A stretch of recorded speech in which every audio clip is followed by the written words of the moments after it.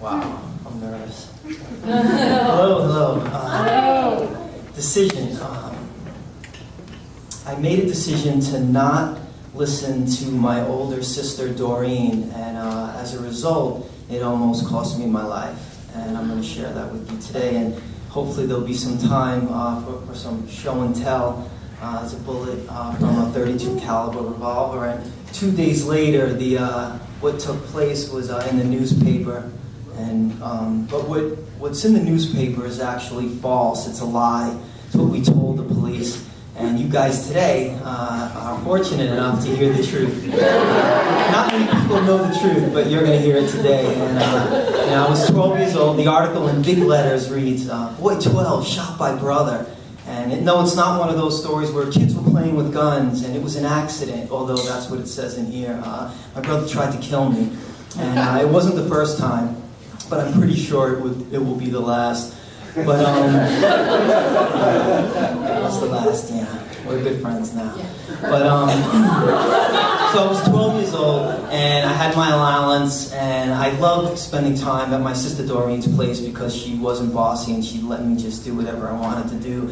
And with my allowance every week, I would just go crazy. At the Woolworths candy aisle, I would buy all kinds of chocolate and play video games and buy records. I loved records, loved music, and I finally got my hands on a Grease album, and I loved Grease. And I was really happy. I was so excited, and I ran to my sister, and I was like, I want to play this album. I couldn't wait to go home where I lived to play. I was like, I got to play it right now. And she's like, no, you can't do that. She's like, the stereo's broke. And I was like, oh, the stereo's broke. All right, so I waited for her to leave the room, and I ran. It was one of those really big, it looked like a dresser. Where you lift it open, and it had like an 8-track player and a radio and all that. It was like this really big thing, and I was like, well, maybe I can fix it. And I waited for her to leave the room, and I ran over there, and I lifted up the top, and there was a bag, which was really out of place. There was a bag to the left of the stereo, and I was like, what's in that bag? And I opened up the bag, and it was like finding a pot of gold. It was like lights and music. There were 3 pistols in there. There were 3 guns. And as a child, I don't know if women feel the same way, but as a boy, that's like fun. It's like heaven.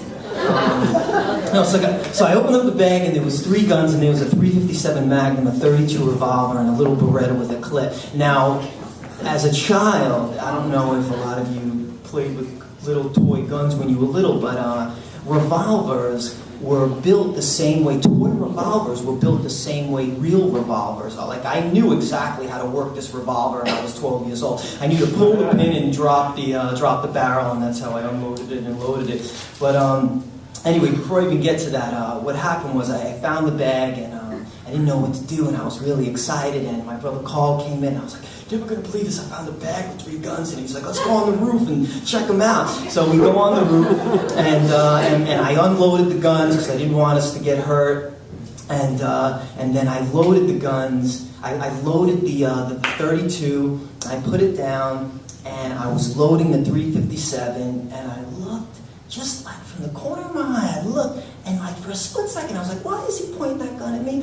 And then I heard it go off, and I just fell back, and I was laying there for a while. All this stuff was going through my head. I was like, did I just get shot? I was like, I didn't feel anything. I was like, did you just shoot me? And then I was like playing the tape in my head. I was like, all right, it was loaded, and it was pointed right at me, and you heard it go off. But I don't feel anything. And then I looked, and I saw a hole in the pants and some blood. And I was like, oh my God, I just got shot. And then I kept saying it over and over again, like, I just got shot. And all this stuff was going through my head, like cowboys and Indians and cops and robbers, like everybody getting shot. And I was like, I just got shot. And then, and so my brother said, you're going to be all right, you're going to be all right. Just let's go inside, go to sleep, and everything will be all right. Now, just so you know, I later found out that if I would have went to sleep, I would have never woken up. But I tried. I went inside, I tried to go to sleep, and my sister, Karen, I have 3 older sisters and 3 older brothers, And my sister Karen eventually walked by and saw me laying down in the middle of the afternoon. It was a beautiful Sunday afternoon, and she's like, "Why is he laying down at this time?" And we said, "Oh, we were playing with fireworks just in case they heard the bang." And he tripped on glass just in case she saw any blood. Well, she's like, "Well, I want to see it." And we said, No, he's okay. So she walked out of the room. At least I thought she walked out of the room, but she was hiding, like right on the other side. And I eventually said, like, I tried to go to sleep, I couldn't. I said to my brother, I said, you gotta say something, man. You gotta say something.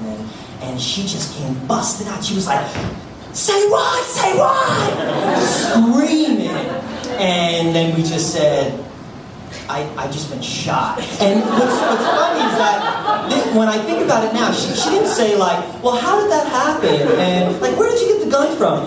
All she heard was, "I've just been shot," and she was like Flash, like that superhero Flash. She flew right to the phone, and all I heard was this screaming, "Get an effing ambulance over here right now! Stop asking me these questions. My brother's just been shot."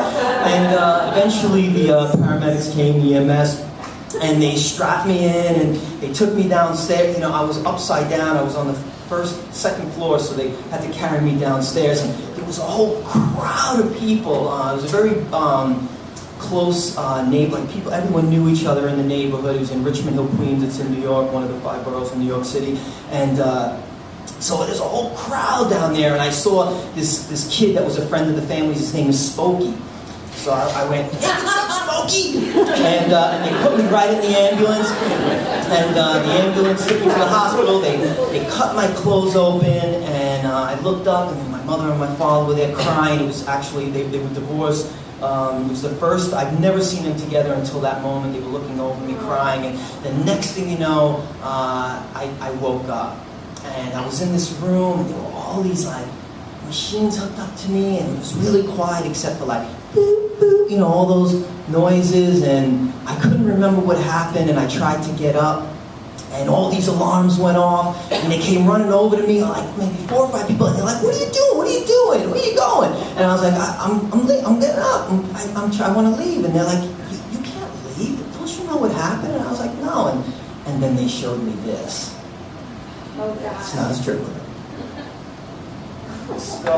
The scar, it goes all the way down, and the bullet hole on that side. So there were 32 staples. It went all the way down, and there was a bullet from a .32 revolver caliber, and here's the bullet here. Actually, believe it or not, I bought this yesterday at a pawn shop. Like, here. Like, you can't do that in New York. You can't just walk in a store and be like, "I want a bullet." Like, in New York, they won't allow you to do that, but I was able to do that here. And since we have time, I'll just a piece of the article. It said, the boys got along really well. We never got along. We like hated each other to the point where he was trying to kill me. And here's a really good part. It said that we told him that we found the guns in a vacant lot across the street because I wasn't going to tell him that they belonged to my sister's boyfriend, who was part of the Gambino family, and so we weren't about to tell him that. So yeah, that's it. That's my story.